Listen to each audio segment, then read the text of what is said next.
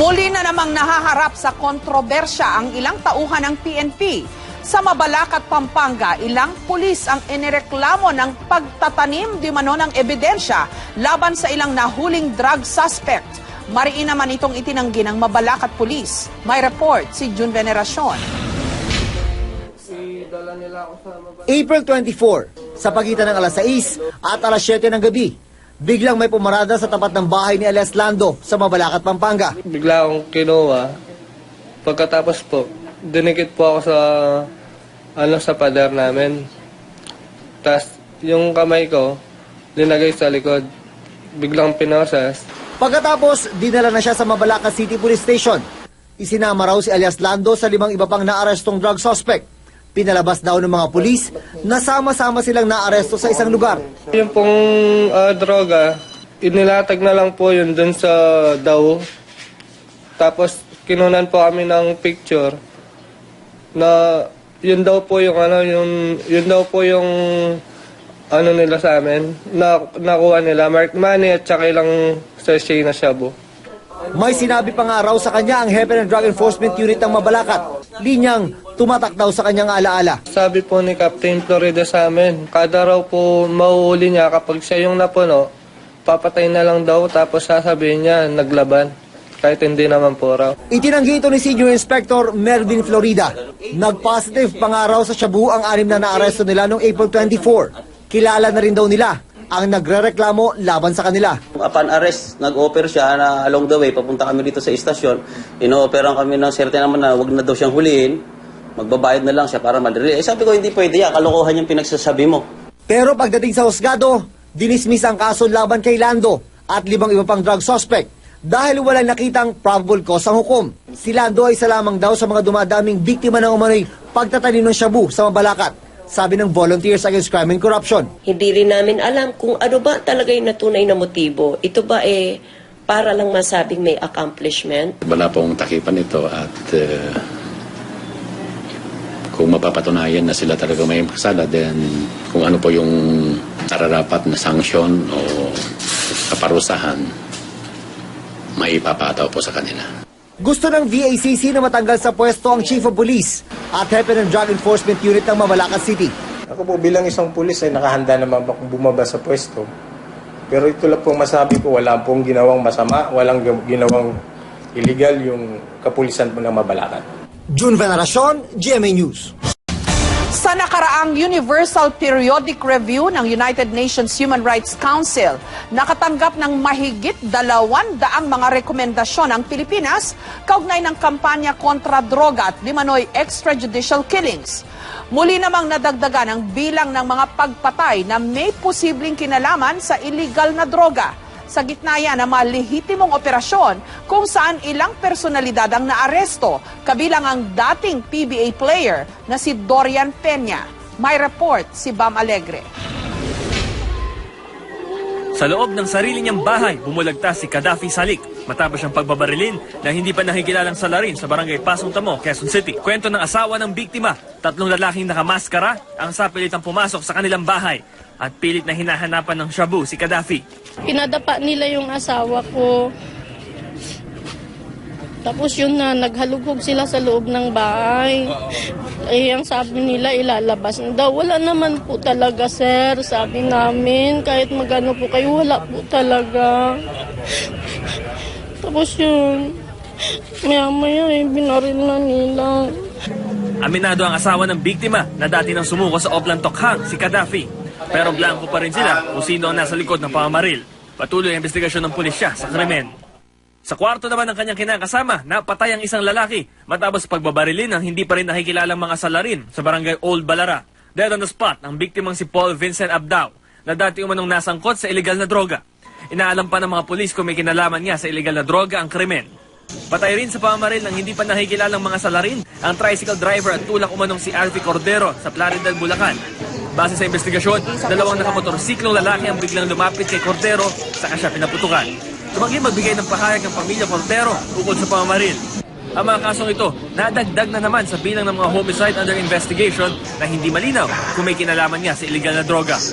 Nito Martes sa pagharap ng mga delegado ng Pilipinas sa pangunguna ni Senator Alan Peter Cayetano sa UN Human Rights Council sa Geneva, Switzerland, nakatanggap ang Pilipinas ng 257 na mga rekomendasyon mula sa 95 na mga estado. Karamihan sa kanilang mga rekomendasyon patungkol sa di umano'y extrajudicial killings sa kampanya kontra droga, death penalty at human trafficking. Bibigyan naman ng hanggang Setyembre ang Pilipinas para tugunan ng mga rekomendasyon. Ngayong araw, nakatakdang i-adopt ng working group ang report. Sa pagpapatuloy naman ng mas pinaigting na kampanya kontra droga ng gobyerno, napatay sa operasyon ng pulisya at militar ang 3 sangkot umano sa iligal na droga sa Pandag, Maguindanao. Nakuha sa bahay ng mga suspect ang ilang pakete ng hinihinalang shabu at drug paraphernalia. 21 drug suspect naman ang natimbog ng pulisya sa isang umano'y drug den sa Binyan, Laguna. Ang ilan sa mga suspect na aktuhan pang bumabatak ng arestuhin ng mga pulis. Na-recover mula sa mga suspect ang ilang sachet ng shabu, drug paraphernalia at listahan ng mga parokyano at umano'y supplier ng droga sa Metro Manila. Tumanggi magbigay ng pahayag ang mga naaresto. Sa ikinasang joint operation naman ng NBI at PIDEA, natimbog ang dating PBA player na si Dorian Peña. Naabutan siya sa isang unit sa Maryland Village sa Mandaluyong habang nagkakasama ang otoridad ng bypass operation. Kasama niya na aresto ang isang lalaking kinilalang si Jose Paulo Ampeso na nabilhan ng droga ng mga operatiba. Tumanggi magbigay ng pahayag si Ampeso habang iginit naman ni Peña na nagpapagawa lang siya noon ng computer kay Ampeso. Naging backup center si Peña at naging parte ng championship run ng San Miguel Beer mula 2001 hanggang 2011. Bam Alegre, GMA News. Bugbog sarado ang inabot ng isang 6 na taong gulang na bata mula sa kanyang madrasta. Ang labis daw na ikinagalit ng suspect o ng madrasta ang pagkupit di mano ng bata sa perang pambayad niya sana ng shabu. May exclusive report si Cesar Apolinario. Nilalapatan ng first aid ng mga tauhan ng Barangay Council for the Protection of Children sa Barangay Holy Spirit ang 6 na taong gulang na biktima umano ng pambubugbog ang nang maltrato umano sa bata. Ang madrasta ng biktima. Kapitbahay ng bata ang una raw nakakita sa pambubugbog nang mapadaan sa bahay ng biktima. Galit na galit. Kaya nagtulong-tulong daw ang magkakapitbahay at agad na rescue ang bata kaya nadala sa barangay. Dila dito yung bata umiiyak, may dugo yung ilong, nanginginig. Takot na takot po. Oo. Yung tatay niyan, dapat ang mag-complain. Si anak niya ang biktima, di ba? Sa opisina ng BCPC, nagharap-harap ang bata, ang madrasta, at ang ama ng biktima. Sabi ng kanyang ama, matagal na nga raw niyang gustong hiwalayan ang kanyang kalibin. Siya nagdadrag. Kaya kung nandiyan sa bahay, mo ba siya? hindi ko siya nahuli. Pero ang iiyak ko, kaya pag maalis dyan, maganda man naniiyak. Sitwasyon mo yung ganda niyang pakiusap. Pag dadating dyan, parang mamaya-maya kwento, walang ka kwento. Kaya nga yan na ano. Aminado naman ang babae na binugbog niya ang bata. Hinupit daw kasi nito ang 40 pesos na pandagdag sana niya sa bayad sa ginamit na shabu. Ano ba ka? Ano yung pandira? Kuya Romy! 50 na. Umami na siya. Pandira, 50 lang? Pero 40 lang yung nawala. Okay lang daw, wag daw maingay pa. Mahal daw ang babae. Muntik pang mag-iskandalo ang babae nang marinig na gusto siyang hiwalayan ng ama ng bata.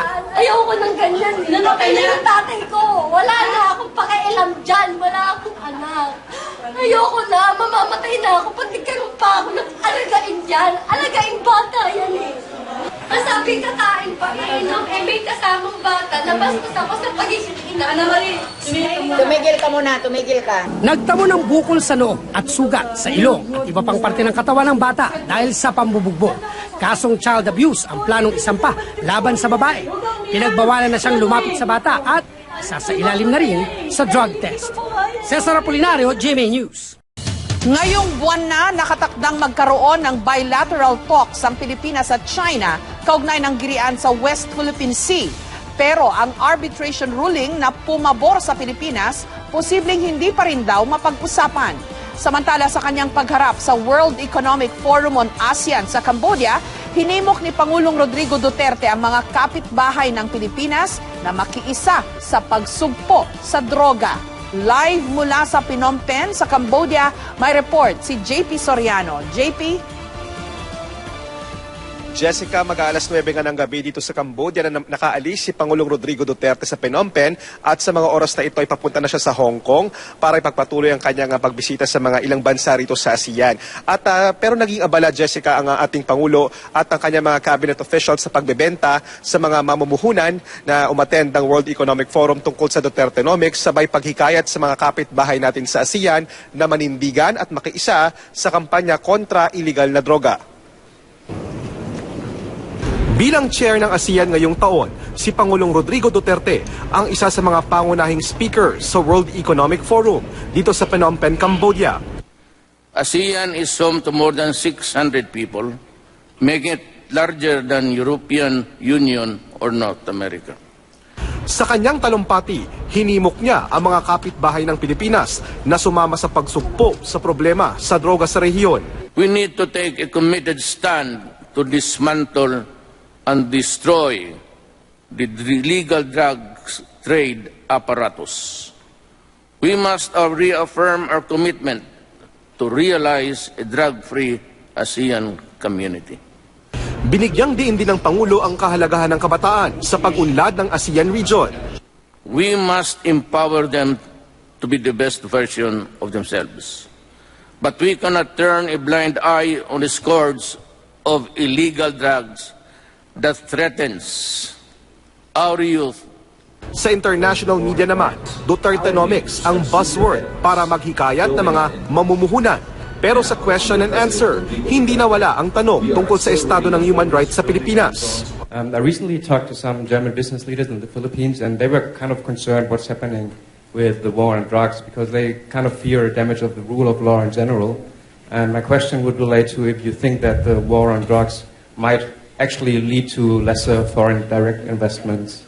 Many have concluded that 82% actually are saying that the Philippines is much safer. May we invite you, the foreign media, to visit the Philippines.